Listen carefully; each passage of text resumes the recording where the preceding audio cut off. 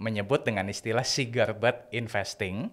Ya, jadi investasi seperti puntung rokok. Nah, jadi saham yang lagi jatuh sejatuh-jatuhnya sehingga tadi harga sahamnya di bawah NCAV-nya tadi atau net current asset value-nya tadi, ya, kemudian dibeli, ya kan? Nah, tapi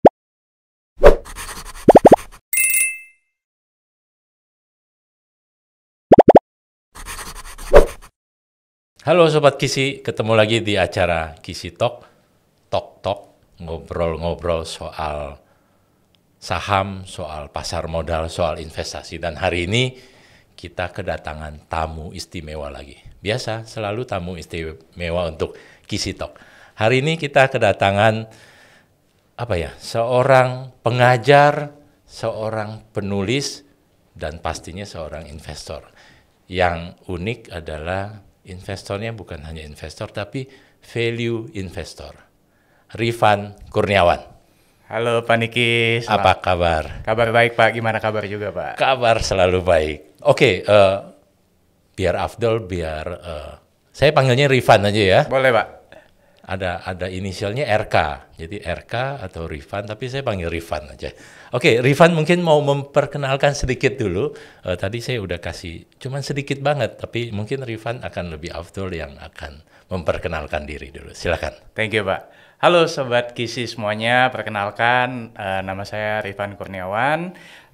Saya memulai perjalanan di pasar modal kurang lebih di tahun 2008 ketika waktu itu masih duduk di bangku kuliah. Jadi kurang lebih di tahun 2022 ini perjalanannya kurang lebih memasuki tahun ke-14 di pasar modal. Kurang lebih itu perkenalannya. Cukup ya? Cukup, itu Pak. aja. Soal keluarga dan lain-lain nanti follow aja akun IG-nya Rifan. Di sana kadang-kadang ada spill mengenai keluarga. Betul Pak. Perjalanan piknik, jalan-jalan ke luar negeri. Tapi pasti itu tujuannya untuk membangkitkan semangat berinvestasi supaya satu saat semua orang bisa menjadi seorang Rifan, seorang value investor, value investing.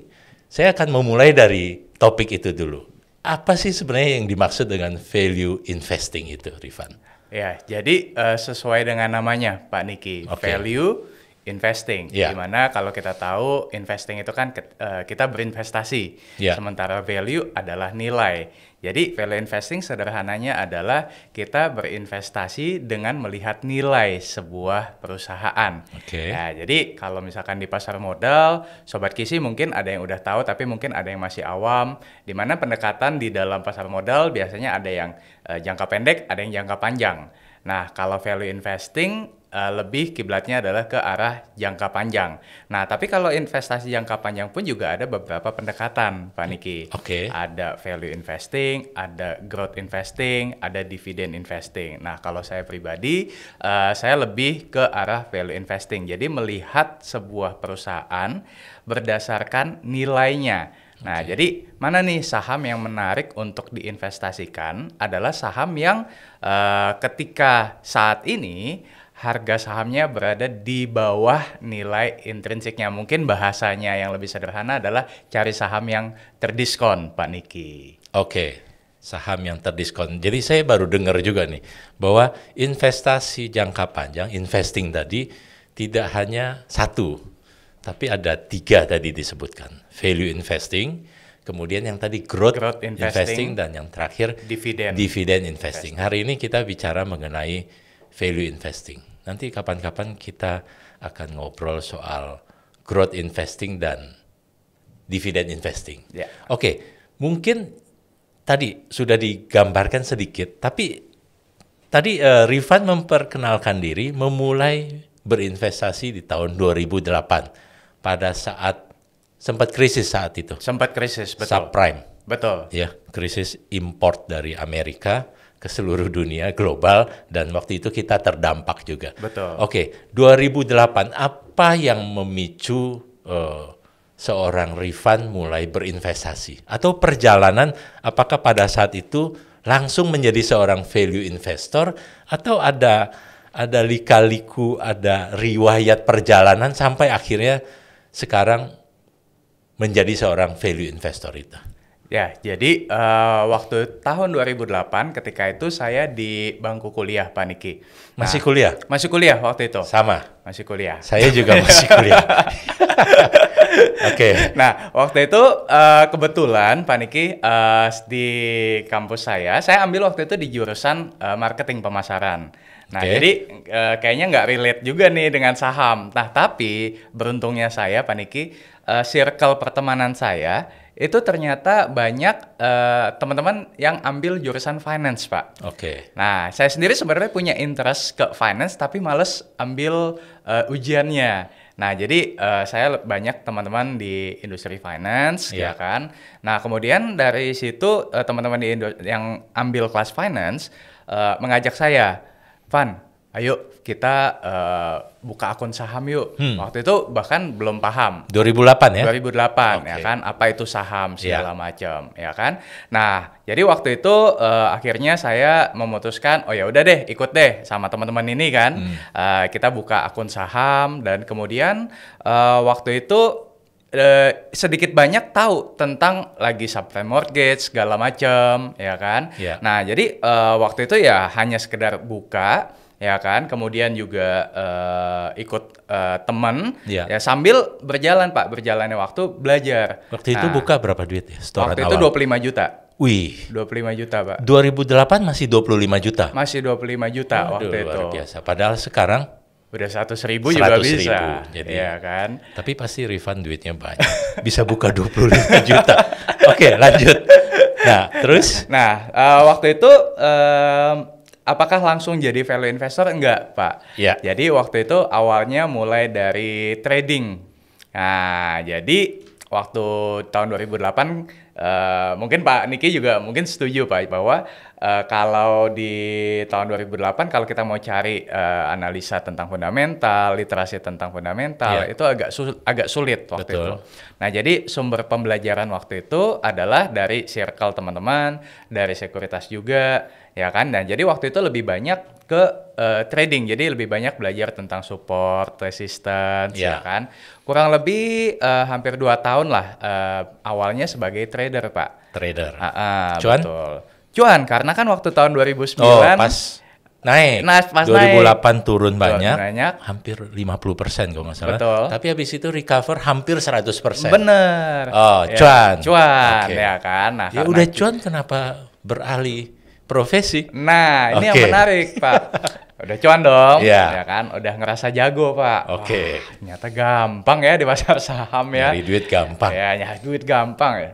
Mulai greedy, Pak. Oke. Mulai greedy, ya. Jadi mulai pakai ya margin, ya. Kemudian juga waktu itu kan sama sekali nggak liatin tentang fundamentalnya. Oke. Nah, waktu itu ada satu masa di tahun 2010-an, saya kena commodity crash, Pak, waktu itu.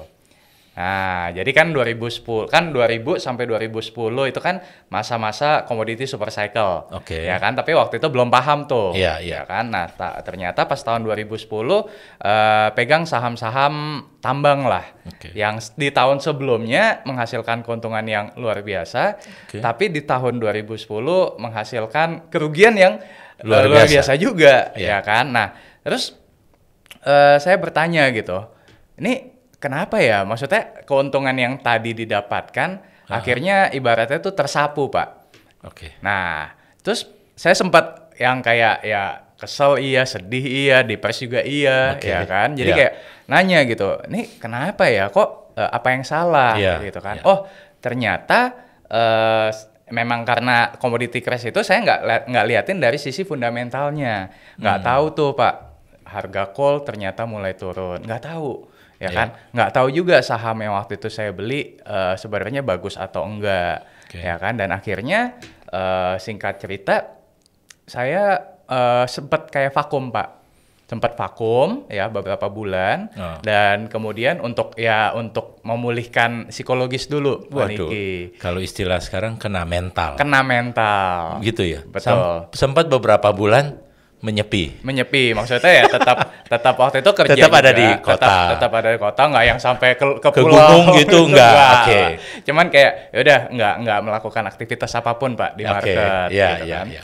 Terus waktu itu saya iseng cari di ada salah satu apa ya kayak semacam forum. Oke. Nah, saya nanya gitu kan, kalau saya mau belajar fundamental di mana ya? Soalnya di tempat saya nih di Jakarta tuh susah, ya kan. Nah, ada salah satu orang di forum tersebut menyarankan untuk ke Singapura, Pak. Di Singapura banyak nih buku-buku kalau kamu mau tahu tentang fundamental segala macam, ya kan.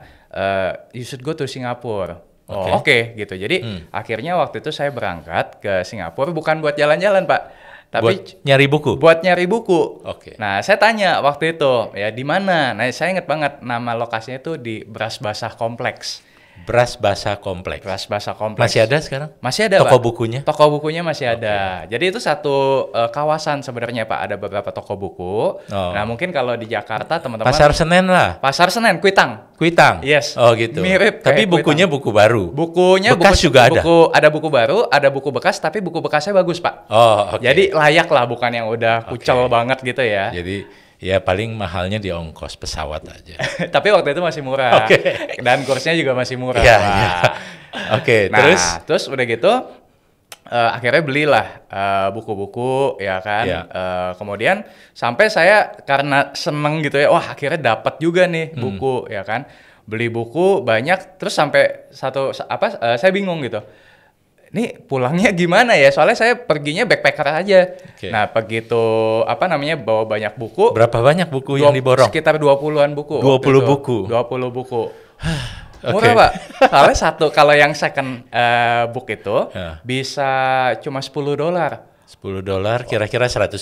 Belum. Waktu itu kursnya masih 7.000. Berarti 70.000. Not bad kan? Kalau new book kan mungkin bisa ratusan. Harganya masih oke, tapi ngabisin 20 buku itu yang jadi yang hanya saya itu gitu loh.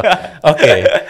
Nah, habis 20-an buku borong ya, bawa pulang ke Jakarta. Ya udah, di situ saya mulai belajar dan di situ saya mulai mengenal yang namanya value investing. Ya kan? Dan kemudian ya kenal lah tentang Warren Buffett, Charlie Munger. Dari 20 buku itu, betul. Ya, ada berapa buku atau ada 1-2 yang paling mengena? Rifan, buku apa?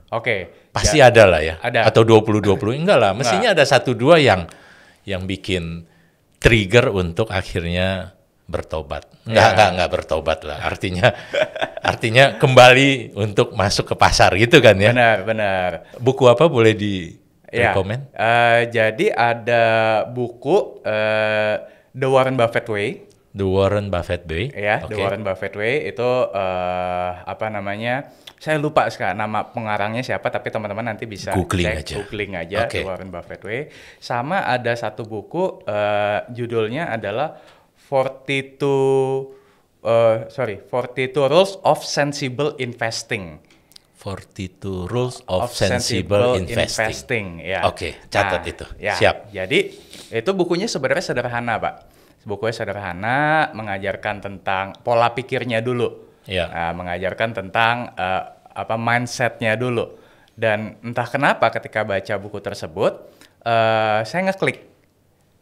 Saya ngeklik ya, ternyata yang saya lakukan sebelumnya itu berkebalikan dengan yang diajarkan oleh buku-buku ini. Nah, jadi di situ titik balik. Saya mulai kayak, kayaknya ini yang cocok nih buat saya. Nah, jadi itu 2 buku, Pak. Terus ada buku-buku lainnya lah ya. Mungkin kalau misalkan teman-teman juga pasti tahu, misalkan ada bukunya apa namanya tuh? Intelligent Invest. Kalau Intelligent Investor itu, baca, tapi agak berat, Pak. Agak berat ya? Agak berat. Ya. Itu berat. Berarti 2 ini ringan banget. Lebih ringan. Ya. Ada ini, Pak, bukunya siapa namanya tuh?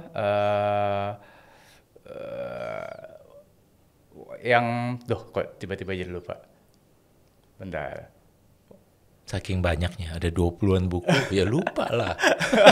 Dan mungkin udah bacanya udah sekian lama. Udah sekian lama, maksudnya bukunya ada.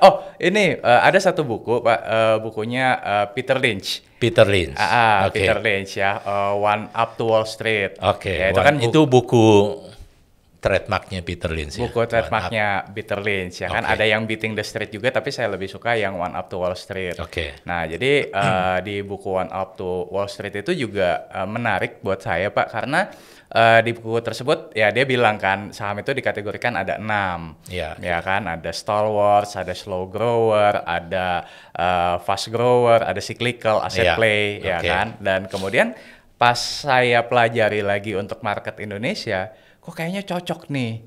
Nah, jadi kalau di Indonesia itu kan banyak di Indonesia itu kan banyak saham Iya. yang cyclical dan juga turnaround, Pak.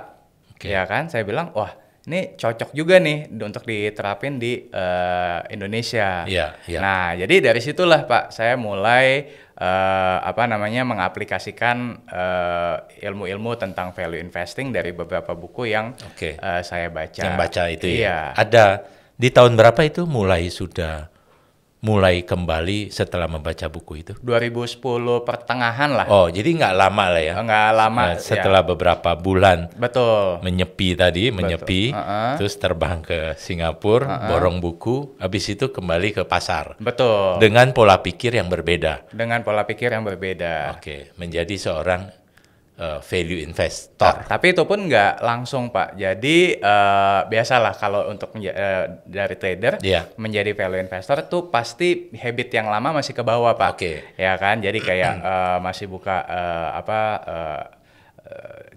buka aplikasi Iya, saham, masih ya liatin, kan? Masih liatin harga saham. Kalau sekarang udah nggak liatin. Kalau sekarang udah nggak terlalu Oke, ngeliatin. nanti kita bahas lebih lanjut. Oke, saya mau ke satu poin dulu. Tadi kan sebenarnya kan Rifan sendiri backgroundnya bukan orang keuangan. Ya. Kalau kita bicara value investing, value nilai, pasti udah bicara sesuatu yang fundamental. Ya. Fundamental itu kaitannya dengan laporan keuangan, rasio, dan lain-lain. Sedangkan background Rifan bukan seorang pendidikan dari keuangan lah ya. Betul. Accounting ataupun dari ekonomi seperti itu. Dan banyak Sobat Kisi dan teman-teman di luar sana yang pasti juga bertanya-tanya. Gue nih background gue geologi nih. Pertambangan atau pertanian atau kedokteran. Gimana untuk menjadi seorang value investor? Oke, nah jadi kalau saya waktu itu tadi Pak, beruntungnya saya kalau secara fakultas ekonomi Pak, Iya. tapi penjurusannya saya ambil marketing. Oke. Nah tapi tadi saya punya interest di keuangan, jadi sebenarnya saya banyak belajar dari teman-teman saya tadinya. Ya mengenai rasio-rasio keuangan, Oke. baca laporan keuangan itu banyak belajar dari teman saya. Tapi seiring berjalannya waktu, saya ngelihat bahwa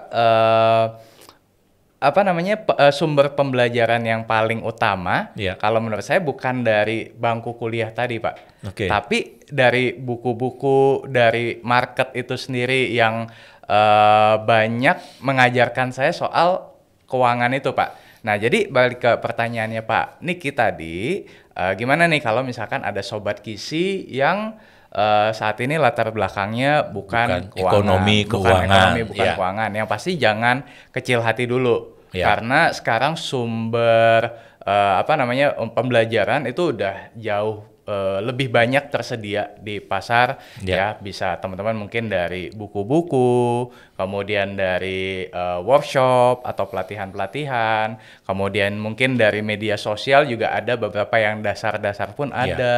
Oke. Jadi udah intinya sudah jauh lebih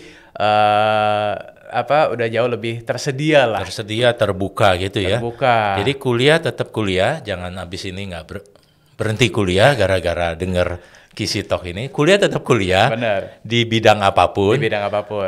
Itu buat gelar kita, buat nanti kita kerja. Tapi khusus untuk berinvestasi, sebenarnya tidak mesti dengan background yang tadi. Tidak Background apapun selama kita punya minat, Betul. nggak mesti kepukul dulu kayak tadi, Ya. nyungsep dulu, nggak mesti kayak gitu.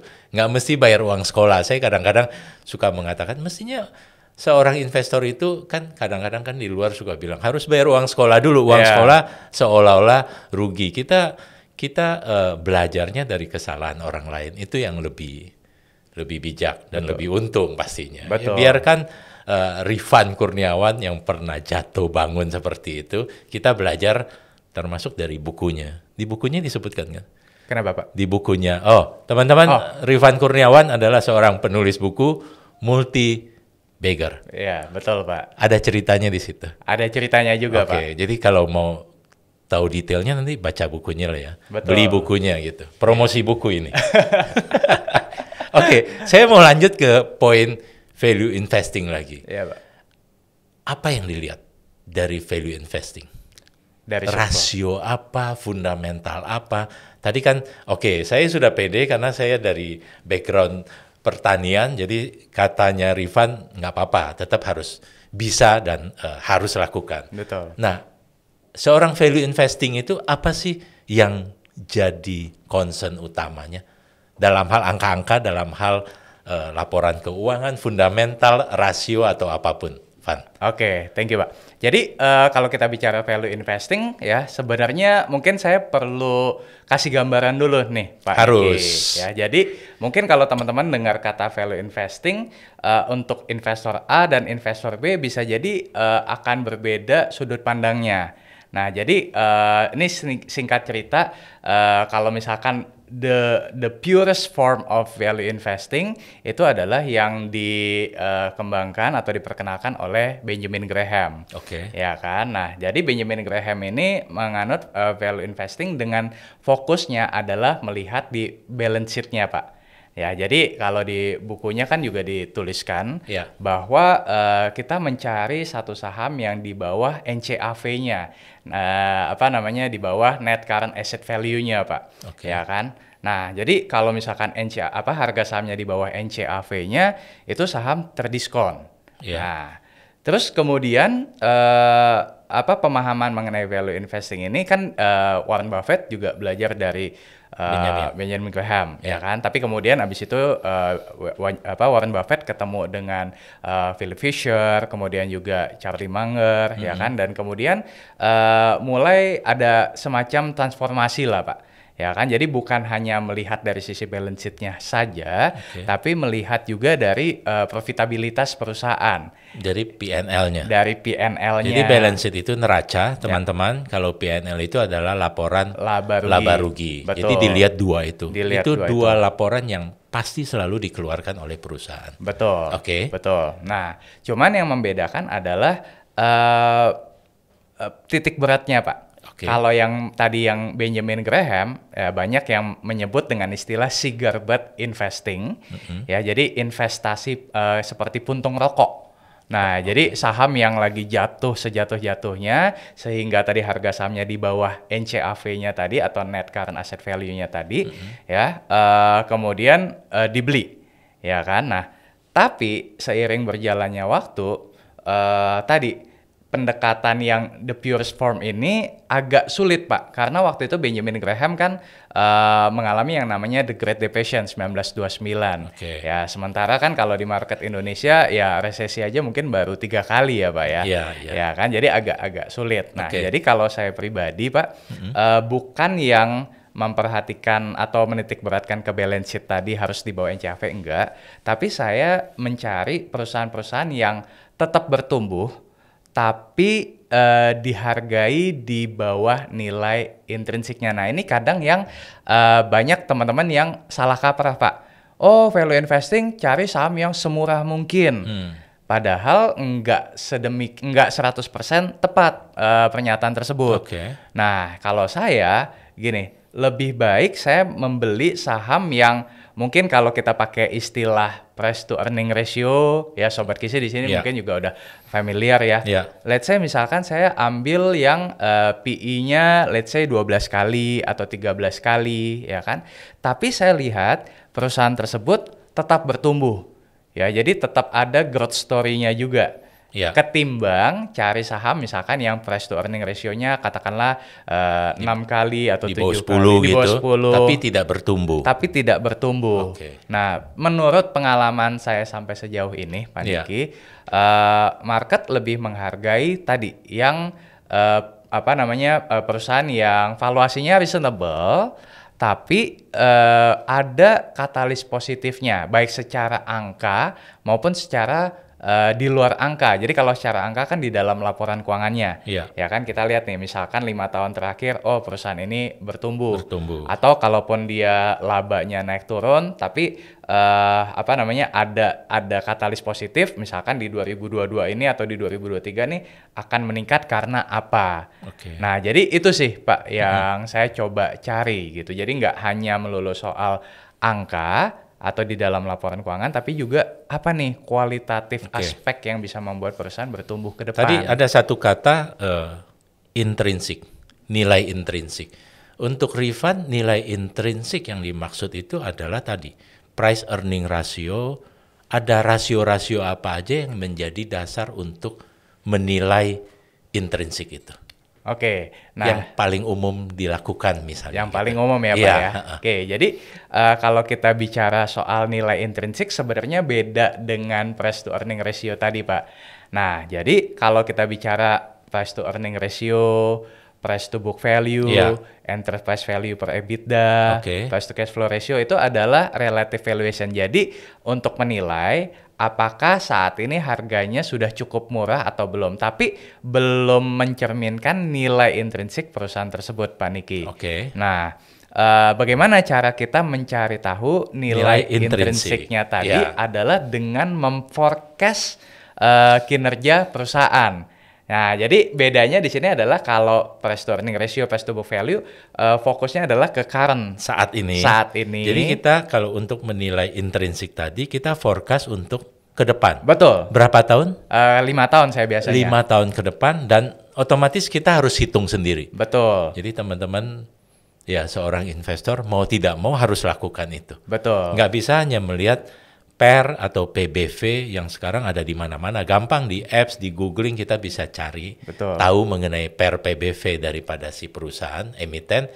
Tapi PR kita adalah menghitung nilai intrinsik. Betul. Gitu ya? Betul. Memforecast kinerja perusahaan ke depan. Dan di situ baru kita akan dapatkan nilai intrinsik tadi, Pak Niki. Berat juga ya. Kalau bukan orang keuangan mungkin sulit nggak? Bisa dipelajari. Bisa dipelajari. Karena itu semua make sense Pak dan masuk logika.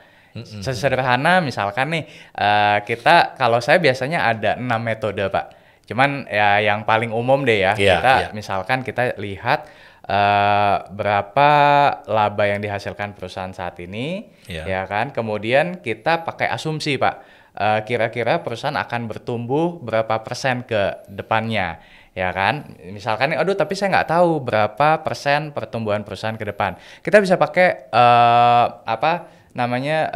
rata-rata pertumbuhan perusahaan beberapa tahun ke belakang, kan kita bisa hitung. Jadi base untuk proyeksi ke depannya. Betul. Misalkan nih, kita ketemu angkanya misalkan 8%. Kita forecast dia 8%. Boleh nggak kalau misalkan lebih tinggi? Boleh. Kalau misalkan tadi ada teman-teman tahu story-nya apa nih? Misalkan dia akan bangun pabrik baru, tambah kapasitas, kemudian atau misalkan kalau harga komoditas akan naik ke depannya, boleh di-adjust. Tapi basicnya tadi tetap dari kinerja perusahaan ke belakang seperti apa. Nah, dari situ kita akan dapatkan nilai intrinsiknya, Pak Niki. Saya mau minta bocoran nih sekarang. Pada saat sudah mulai kembali ke pasar tadi, mulai berinvestasi, value investing, dan tadi kita bicara ilmunya, teorinya. Betul. Nggak apa-apa ya, cerita ya? Boleh, Pak. Sebut saham juga nggak apa-apa saya rasa, karena ini kita bicara sesuatu yang sudah lewat. Ini bukan rekomendasi, disclaimer on. Saya cuma mau tahu ilmu yang akhirnya Rifan terapkan itu, dan itu ternyata applied dengan saham, 1, 2, atau beberapa saham. Boleh sebut nama sahamnya dan apa yang mendasari pertimbangan dan akhirnya benar itu menjadi multi-bagger. Cerita sedikit dong. Boleh, Pak. Ya, yang sudah lewat aja. Kalau yang ke depan jangan nanti dianggap rekomendasi. Siap. Ya, jadi Mungkin salah satu yang pernah saya dapatkan Pak di sektor konstruksi Pak. Oke. Sektor konstruksi waktu itu di Waskita Karya. Waskita Karya, Ya. WSKT. KT. WSKT. Jadi waktu itu Ini udah lewat ya ceritanya ya. Udah jauh. Ya, Sobat Kisi, jadi bukan rekomendasi buat hari ini. Oke, Bukan. lanjut. Nah, jadi waktu itu saya memang suka ngikutin debat capres Pak waktu itu. Oke. Nah, jadi waktu ya Pak Jokowi ada debat capres, saya ngikutin Pak kebetulan. Ya, dan saya perhatikan kok kayaknya Pak Jokowi ini sangat getol dengan pembangunan infrastruktur Pak. Ya. Kemudian saya buka dong ya laporan keuangan yang gede kan waktu itu kan ada Waskita yang kita sama-sama tahu ya kan. Saya lihat, oh Waskita ini tahun 2011, 2012 perolehan kontrak barunya itu kurang lebih ada di sekitar 9 triliunan rupiah Pak. Oke. Nah kemudian ketika tahun 2014 tersebut ya pas sudah terpilih Pak Jokowi, saya lihat loh kok dia jadi 20 triliunan nih Pak. Oke. 2 kali lipat. Ya kan, yang biasa 9 triliun jadi 20 triliun. Ya kan. Terus kemudian ya saya lihat di dalam laporan keuangannya dia, ya kan. Saya perhatikan bahwa kalau yang 9 triliunan saya agak lupa angka bottom line-nya berapa. Tapi proyeksi saya adalah saya bisa asumsikan bahwa kinerja Waskita ini akan meningkat 2 kali lipat di masa yang akan datang, ya kan. Dan kemudian tadi saya lakukan hitung nilai intrinsiknya tadi, ya. Kemudian saya dapati bahwa ketika itu saya dapatkan margin of safety-nya atau diskonnya tadi Pak, itu kurang lebih di angka 50%. Harganya waktu itu terdiskon 50%. Harganya gampangnya gitu ya. Gampangnya gitu. Oke. Ya, di harga berapa? Saya mesti cek Pak. Udah lupa kalau angka tuh lupa Pak. Tapi kalau cuan biasanya lupa. Kalau rugi kita yang selalu ingat. Oke. Nah, tapi terdiskon 50%. Ya, terdiskon 50%. Ya, kalau saya nggak salah ingat tuh waktu itu harganya Rp600 Pak. Oke. Rp600. Ya, Rp600 sampai Rp650. Yang menurut hitungan Rifan mestinya 1.200. 1.200-an. Gampangnya gitu ya. Betul. Sedangkan harganya sekarang 600. Waktu itu. Iya. Itu pun harga saat itu. Iya. Yang kalau diproyeksikan tadi pakai nilai intrinsik dan lain-lain berapa tahun ke depan? Mestinya berapa harganya? Mestinya tadi di 1.200 sampai 1.300 tadi Pak. Gitu. Ya kan? Dan ternyata ketika saya masuk itu sebelum laporan keuangannya rilis Pak. Nah jadi tadi memang ada semacam kayak art and logic Pak. Artnya itu adalah bisa nggak ya kita merangkai cerita tadi ke dalam angka. Ya kan, dimana tadi kalau misalkan kita tahu nih, kalau misalkan Waskita ini bisa mendapatkan kontrak 2 kali lipat, ya kan, dengan asumsi pengerjaannya adalah 1-2 tahun, ya, maka dalam waktu 1-2 tahun ke depan, proyeksi laba bersihnya akan menjadi sekian. Nah, itu yang menjadi bahan pemikiran saya Pak waktu itu. Dan kemudian saya masuk ke Waskita Karya itu dan waktu itu dapat one bagger. Gitu dapat keuntungan kurang lebih sekitar 100%-an. Dalam jangka waktu? Sekitar 1,5 sampai 2 tahun. 1,5 sampai 2 tahun 100%. Iya. Luar biasa. Ya, jadi kalau dibandingkan dengan deposito jauh lah ya Pak ya. Bandingkan dengan bisnis apapun jauh, tetap jauh seperti itu. Itu satu. Ada beberapa baggernya. Ya, ada beberapa Pak. Jadi misalkan kayak 2012. Kalau tadi kan konstruksi. Ya, 2012 pernah juga di Ultra Jaya Pak. Ultra Jaya. Ya. ULTJ. ULTJ. Terus kalau yang baru-baru ini dapat di saham Adaro ketika waktu 2020 kan belum menjadi bahan hot topic seperti sekarang ya Pak ya. Kalau sekarang kan batubara jadi hot topic ya kan. Waktu 2020 itu masih di $50 harga batubaranya Pak. Nah, jadi waktu itu kalau yang Adaro saya masih ingat angkanya karena belum terlalu jauh. Nah, waktu itu Adaro masih di sekitar 1.200-an Pak harganya. Harga sahamnya 1.200 per lembar ya kan. Kemudian harga batu baranya masih di $50, Ya. ya kan. Nah, kemudian karena ya kan pernah ada krisis energi tahun 2021, Iya. ya kan. Kemudian ya kalau percepat waktu ke 2022 ini ada krisis perang Rusia dan Ukraina, Ya. ya kan. Nah, jadi waktu itu sederhana, Pak. Saya lihat bahwa Adaro di 1.200, harga masih di $50. Ya, waktu itu ada berita bahwa China yang sebelumnya memperketat keran impor, Pak, Ya. akhirnya mulai membuka keran impor Untuk batu bara. untuk batu bara. Ya, jadi bukan hanya China, tapi juga beberapa negara kayak India. Padahal masa-masa itu sentimen negatif terhadap batu bara lumayan tinggi. Lumayan tinggi Iya kan? Karena ke masalah pencemaran atau pencemaran. apapun, batu bara dianggap seolah-olah sudah sunset. Betul. Iya kan? Betul. Tapi ternyata Rifan punya mata yang jeli untuk tetap melihat bahwa dia punya potensi. Betul. Dan ternyata malah jadi beggar. Betul, karena simple, Pak. Menurut saya waktu itu adalah meskipun narasinya adalah ke renewable energy, Betul? tapi kita belum sesiap itu. Iya. Ya sesimpel itu, Pak. Saya melihat bahwa masa iya sih dalam waktu 1 tahun kemudian bisa ke renewable energy, Oke. ya kan? Apalagi pas tahun 2021 kan ada Paris Agreement, ya kan? Di mana negara-negara komit bahwa memang akan jadi zero waste, Iya. tapi masih di tahun 2050, bahkan Indonesia menyanggupi 2060. Masih lama lah ya. Masih lama gitu kan. Potensi untung masih banyak lah. Betul, ya kan? Ya, jadi buat saya ya sudah Oke. itu kesempatan di saat mungkin yang lain belum menyadari ada kesempatan itu, Iya. saya masuk di saham batubara dan kemudian saya jual kemarin pas bulan Maret April 2022, Pak. Oh, udah jual? Udah jual. Di harga? Di harga bertahap, ada yang di 2.400, ada yang 3.000, ada yang 3.200. Tapi kalau di average mungkin kurang lebih di kisaran 2.800, 2.900-an. 100% lebih lagi. Iya. 2 tahun. Iya. 2020 kan? 2020. Oke. Enak banget ternyata ya. Hari ini ceritanya indah semua nih. Iya. Oke. Sobat Kisi, berarti tadi balik lagi kita punya fundamental atau punya base dulu untuk belajar itu. Ya. Ya, kita bisa baca buku, kita bisa terbang ke Singapura, beli di toko loakan tadi, atau sekarang googling dan lain-lain kita bisa lakukan. Iya. Nggak mesti terbang ke Singapura. Nggak mesti.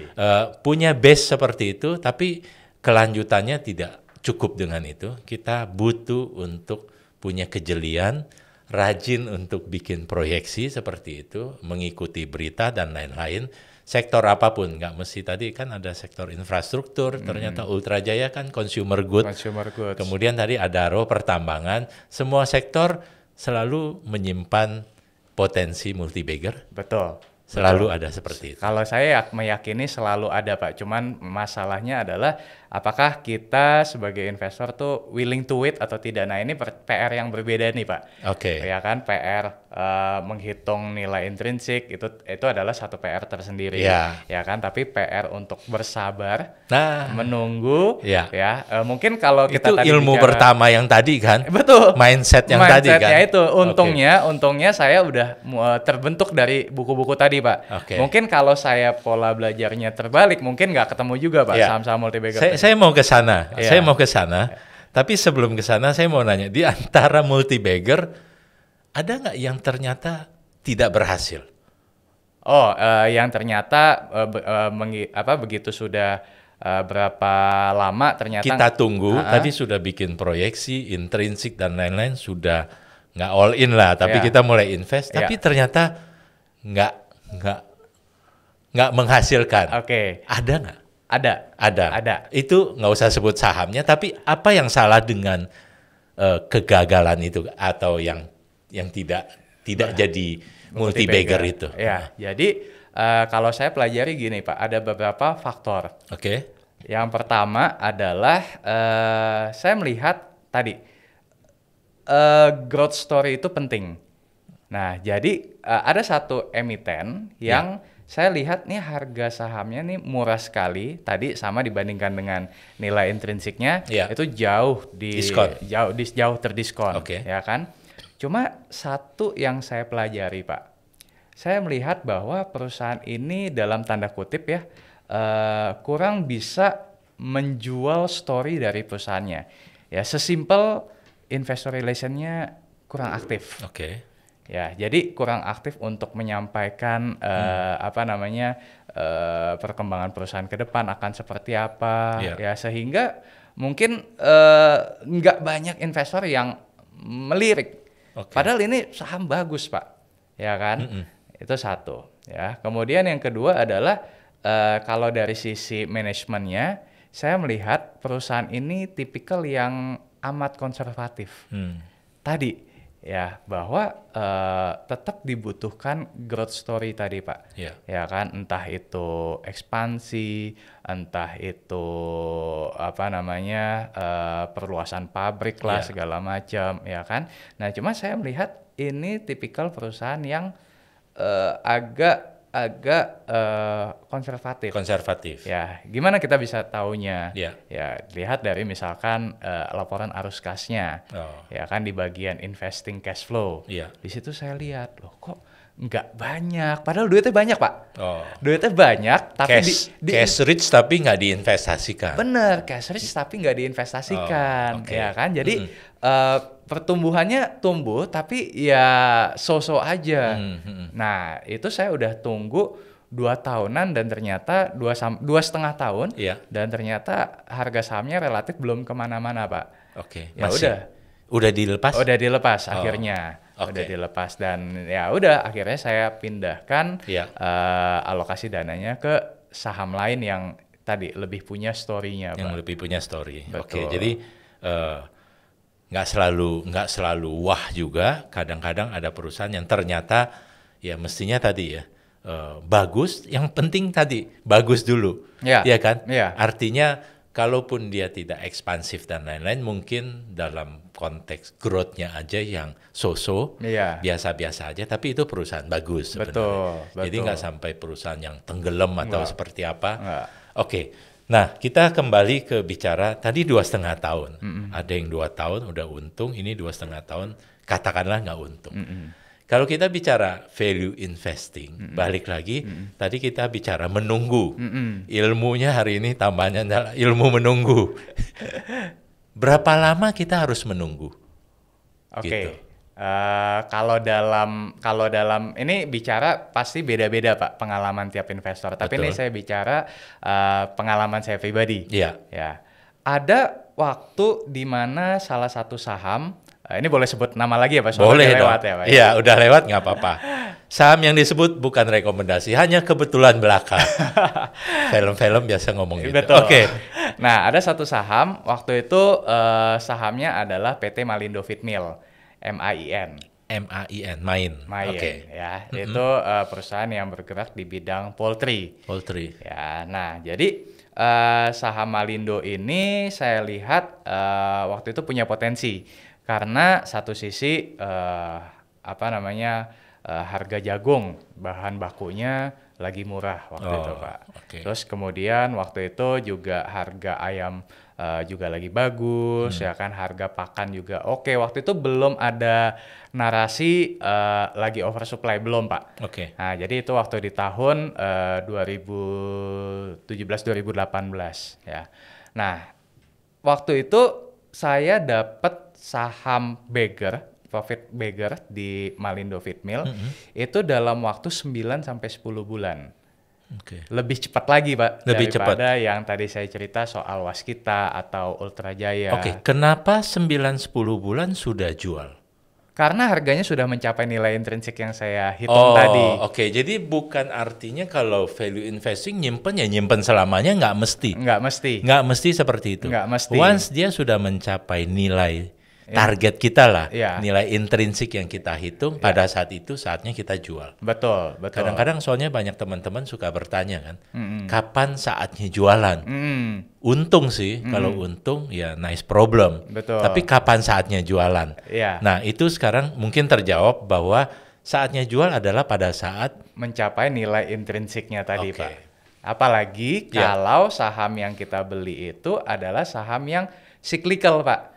Ya balik Oke. lagi nih di Indonesia cyclical itu umumnya pertambangan.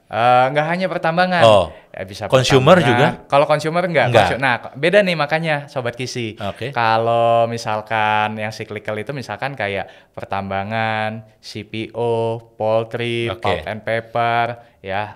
Poultry juga cyclical Poultry juga cyclical, Pak. Saya makan ayam setiap hari padahal. Betul, tapi pakan ternaknya Oh, itu yang pakan. naik turun, Pak. Oke. Ya kan? Nah, Iya. harga itu naik turun. Iya, Apalagi iya. ada harga jagung bahan bakunya tadi. Nah, itu Iya. juga masuk cyclical juga, Pak. Oke. Nah, jadi kalau misalkan memang kita invest di yang saham cyclical, begitu udah mencapai nilai intrinsik, nggak apa-apa taking profit, Pak. Gitu. Tapi beda ceritanya let's say dengan saham perbankan. Heeh. Ya, kalau saham perbankan kan atau misalkan consumer goods misalkan. Teman-teman atau Sobat Kisi mau hold dengan jangka waktu yang lebih panjang, nggak masalah. Kenapa? Karena kan tipikal perusahaannya, tipikal usahanya beda, Pak. Iya. Ya kan? Dia tidak terlalu fluktuatif, tidak dipengaruhi. Tapi bertumbuh gitu loh ya. Betul. Konsisten bertumbuh. Konsisten. Selama dia konsisten bertumbuh, selama itu boleh dipegang. Selama itu boleh Berapa dipegang. lama pun. Berapa lama pun. Untuk nanti anak saya kuliah Betul. pun nggak apa-apa. Jadi nggak apa-apa. bicara 2-3 tahun, mungkin 5 tahun, 10 tahun pun it's okay. It's okay. Nah, kalau yang tipikal itu, Pak Niki, Iya. saya sebutnya bukan value stock, tapi core stock. Core stock. Iya. Oh, oke. Core stock. Nah, Itu jadi apa? Perbankan. perbankan, kemudian juga consumer goods, Consumer good. ya kan. Oke. Terus misalkan sekarang juga yang menarik itu kayak telco tower, ya Ya. telco, ya Oke. itu juga termasuk yang tidak terlalu fluktuatif, Pak. Iya. Ya, even kayak waktu pandemik 2020 kemarin kinerjanya tetap stabil, Betul. tetap positif. Iya, iya. Nah, ini kan beda cerita dengan tadi yang Cyclical. cyclical tadi atau Oke. misalkan properti konstruksi itu semua masuknya kategori cyclical, Pak. Siap. Gitu. Luar biasa. Jadi kita dapat banyak insight nih. Banyak insight. Saya juga belajar banyak hari ini. Jadi saya akan invest lebih kenceng lagi habis ini. Mantap. Oke, tadi kalau kita bicara take profit, kita jual pada saat posisi untung, sudah dapat insight-nya, kapan saatnya. Ada yang mungkin disimpan untuk jangka panjang banget, tapi ada yang di target harga tertentu, Betul. nilai intrinsiknya sudah tercapai, kita jual. Betul. Semuanya enak, jualnya udah take profit bicaranya. Kapan saatnya kita cut loss? Cut loss ya. Nah, ini menarik. Cerita yang nggak enak dong sekali-sekali. Kapan saatnya kita harus cut loss? Ya, jadi Atau Rifan pernah cut loss nggak sih? pernah. Kayaknya hidupnya enak banget. Pernah lah, Pak. Oh, pasti. pernah juga. Oh, oke. Kapan saatnya cut loss? Apa yang terjadi pada saat Rifan akhirnya harus cut loss? Oke. Nah, Kan jadi kita belajarnya dari orang lain. Kita nggak mau cut loss. Kita belajar dari orang yang sudah cut loss. betul. Oke. Balik lagi sebut nama ya, Pak, ya, karena sudah lewat. Sudah Nggak lewat apa-apa nggak ya. apa-apa. Nggak apa-apa Hanya ya. contoh. Ya. Betul, ya bukan berarti ini perusahaan jelek atau apa, Betul. enggak. Tapi pada saat itu Ya. ya memang saya memutuskan cut loss. Jadi waktu itu ada beberapa contoh. Yang pertama, misalkan waktu itu 2017 saya pernah beli saham Alam Sutra, Pak. Oke. Alam Sutra ASRI. Ya. Ya, kurang lebih saya hold itu sekitar 2 tahun. Itu pun sama, ketika masuk ya saya lihat bahwa ini perusahaan bagus. Saya juga sering main ke kawasan Alam Sutra, Ya. lihat perkembangannya, land banknya luas segala macam, ya kan. Lihat kinerjanya waktu 2017 masih menarik, Pak. Ya. Saya tertarik, ya kan. Oke. Kemudian 2018, 2019, nah mulai saya agak melihat ada perubahan fundamental, Pak, dari Alam Sutra ini. Oke. Jadi waktu tahun 2019 itu ada sejumlah hutang yang akan jatuh tempo di tahun tersebut, Pak. Dan kemudian saya bandingkan dengan current asetnya Alam Sutra, Ya. saya lihat, wah ini nggak sebanding, Pak. Oke. Ya, jadi ada kemungkinan Ya. kalau perusahaan tidak bisa merefinancing Hutang. hutang, Ya.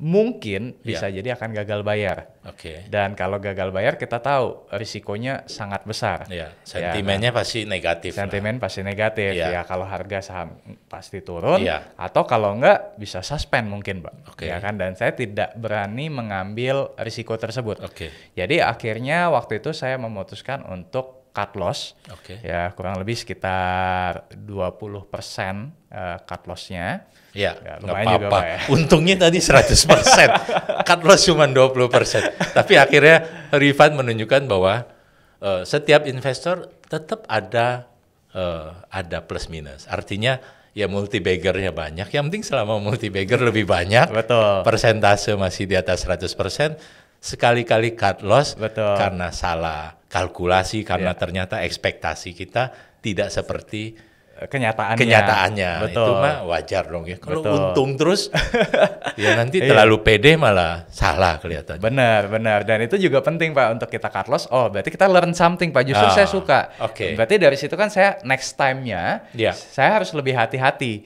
melihat utang jatuh tempo hutang perusahaan. Oke. Nah, itu yang Dapat ilmu baru ya. dapat ilmu baru, Oke. ya kan. Iya. Jadi waktu itu juga saya lihat 2 tahun masih lama, ya kan. Iya. Nggak berasa ternyata tahun ini nih bakal jatuh tempo, Oke. ya kan. Akhirnya saya cut loss, Iya, ya iya. kan. Terus mungkin ada kejadian lain lagi, Pak, di tahun 2018 atau 2018 di saham perkapalan kali ini, Pak. Oke.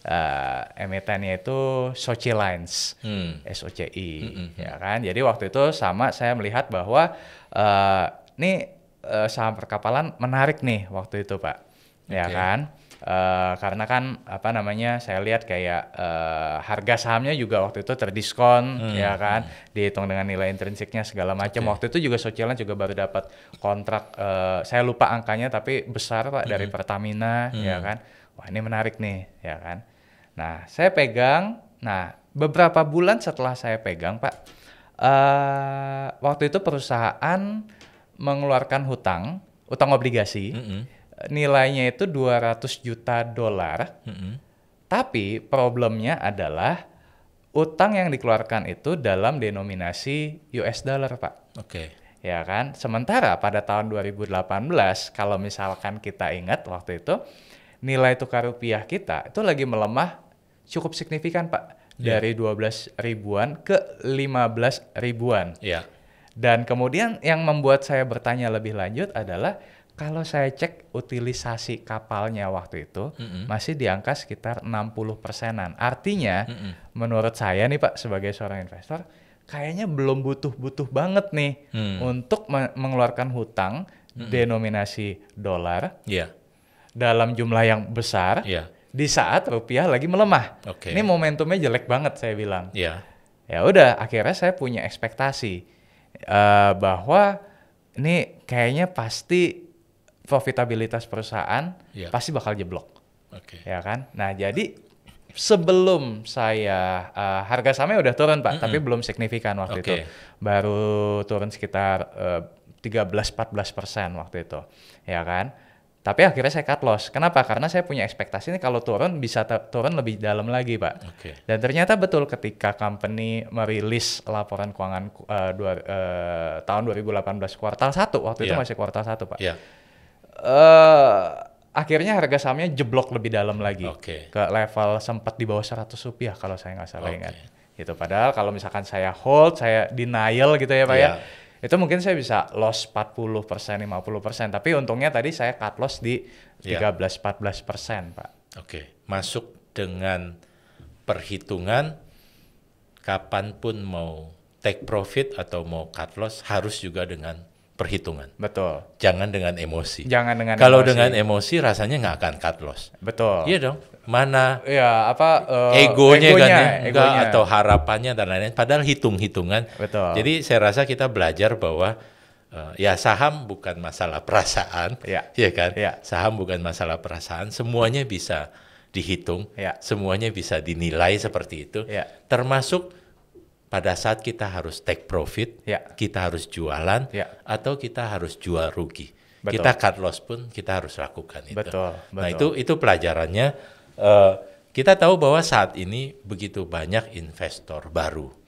Ini kita udah hampir habis waktunya, tapi nggak apa-apa. Ini kita butuh wejangan dulu. Banyak investor baru dan investor milenial, investor Gen Z. Kalau tadi Rifan cerita di awal 2 tahun pertama memulai dengan trading, kita nggak bicara membandingkan trader dan investor, ya. Tapi apakah seorang investor, ya, itu pasti akan melalui tahapan itu, atau bisa seorang investor, Rifan juga aktif di media sosial dan followersnya ratusan ribu, jadi tahu banget karakter para followers, para murid-muridnya, Suhu juga seperti itu. Sebaiknya seorang investor baru, ya, atau sobat kisi atau investor-investor yang lain, apa yang seharusnya dilakukan pada saat memulai berinvestasi atau mulai membuka rekening seperti itu? Oke. Ya, jadi kalau buat sobat kisi yang baru memulai, Pak, saya sering kasih wejangannya atau sarannya adalah gini, seringkali ketika seseorang masuk ke dalam pasar modal, dia belum tahu jati dirinya, Pak. Ya, cuman ya buka, abis itu ya udah beli saham, abis itu nggak tahu mau ngapain, ya kan? Nah, jadi alangkah lebih baiknya, ya, teman-teman bisa lakukan gini, misalkan belum ketemu nih, saya lebih cocok sebagai seorang trader atau saya lebih cocok sebagai seorang investor, seringkali nggak tahu. Nah, jadi saya lebih sering kasih masukan adalah, sobat kisi kalau misalkan mau coba dua-duanya, nggak apa-apa, silahkan. Jadi misalkan satu untuk trading, satu untuk investing. Rekeningnya. Rekeningnya. Buka 2 rekening ya. Buka 2 rekening, katakanlah seperti itu, ya kan? Nah, tujuannya apa? Karena saya percaya bahwa 1 atau 2 tahun pertama di pasar modal itu adalah masa pengenalan atau masa pencarian jati diri, Pak. Siapa nih saya di pasar modal? Apakah saya seorang trader ataukah saya seorang investor? Ya kan? Ada yang misalkan nanti setelah 2 tahun berjalan, wah, saya lebih nyaman sebagai seorang trader. Go ahead, silahkan. Tapi ada juga yang, aduh, kalau trading saya nggak bisa nih karena saya masih ada pekerjaan penuh waktu, masih ada bisnis yang harus diurus full time, ada yang dokter, ya kan. Jadi agak sulit nih kalau saya harus trading. Jadi saya dia lebih pilih investing. Nah, jadi tadi 2 tahun pertama nggak apa-apa kalau misalkan sobat kisi mau coba dua-duanya. Kayak saya kan udah nggak penasaran, Pak, rasanya jadi trader seperti apa ya, udah tahu. Cuannya udah pernah dapat, loss-nya pun udah pernah ngerasain, ya kan. Nah, tapi ketika kemudian saya menjadi seorang investor, saya merefleksikan, wah, kayaknya kalau saya nih versinya Rifan Kurniawan lebih cocok jadi investor, lebih nyaman, lebih nggak lebih bahasanya panik tadi, lebih nggak kena mental, ya kan. Kalau trading itu kan jangka pendek, Pak. Jadi ya pasti bermain dengan psikologi, dengan mental dan lain-lain. Betul. Jadi akan lebih challenging-nya lebih besar lah. Gitu. Kalau saya lebih nyaman tadi lebih banyak lihat laporan keuangannya. Jadi lebih tenang, Pak. Lebih tenang. Bisa jalan-jalan ke Dubai. Amin. Saya stalking foto-fotonya Rifan. Bisa jalan-jalan, nggak usah liatin pasar. Karena selama belum mencapai harga itu dan lain-lain ya. Betul sekali, Pak. Saya rasa itu kalau konteksnya, kalau kita sering dengar trading for living, yes, ada. Orang bisa lakukan itu? Ada, tapi perlu ada checklist-checklistnya, Pak. Checklist-checklistnya, jadi perlu banyak checklist tadi. Perlu. Investing for living? Ya, banyak checklist-checklistnya sama juga. Jadi dua-duanya bisa dilakukan? Dua-duanya bisa dilakukan, kalau mungkin sedikit checklist-checklistnya, Pak. Beberapa diantaranya ya, misalkan sudah pernah melalui setidaknya 1 kali masa resesi atau 1 kali masa bearish. Setidaknya 1 kali. Untuk dua jenis ini, baik trader maupun investor ataupun investor. Ya, jadi jangan oh kemarin saya cuan nih, ya kan, karena misalkan apalagi 2020 akhir itu kan lagi naik Pak, ya kan, ya ternyata cuan nih, ya kan, saya bisa lah langsung resign, ya kan, kemudian trading for living atau investing for living, ternyata belum ngerasain masa bearish, itu beda banget ceritanya. Dan jadi kalau mau memutuskan untuk for living tadi, tunggu krisis berikutnya. Nah, gitu kan? Betul. Tunggu masa bearish berikutnya. Betul. Oke, Rifan, terima kasih banyak waktunya. Luar biasa hari ini, dapat ilmu banyak kita, dapat insight banyak. Ada kalimat terakhir yang mau disampaikan ke teman-teman sebagai seorang pengajar, seorang suhu, dan seorang salah satu value investor Indonesia. Oke, thank you Pak Niki. Jadi buat Sobat Kisit, jadi buat Sobat Kisi, buat teman-teman yang mungkin baru memulai perjalanan di pasar modal, ya penting untuk kita mengenali jati diri kita di pasar modal itu seperti apa. Apakah kita seorang investor ataukah seorang trader? Ya, lalui 1 sampai 2 tahun perjalanan awal ya untuk mencari jati diri. Nah, kemudian setelah kita mengenali jati diri, saran saya fokus di satu pendekatan saja ya supaya teman-teman bisa lebih maksimal ya, dan juga jangan greedy ya, misalkan ketika lagi ada saham-saham FOMO ya, lagi ada saham-saham yang naik terus kemudian kita jadi FOMO, jangan. Kalau menurut kata Warren Buffett adalah be greedy when others are fearful and be fearful when others are greedy. Ya, jadi justru kita boleh greedy kalau misalkan market lagi bearish, ketika orang lain takut, justru kita berani untuk masuk, dan ketika nanti market recover kita akan mendapatkan keuntungan yang luar biasa besar. Kurang lebih seperti itu. Oke, terima kasih Rifan, sudah terbukti, sudah banyak cerita, sudah ada bukunya juga.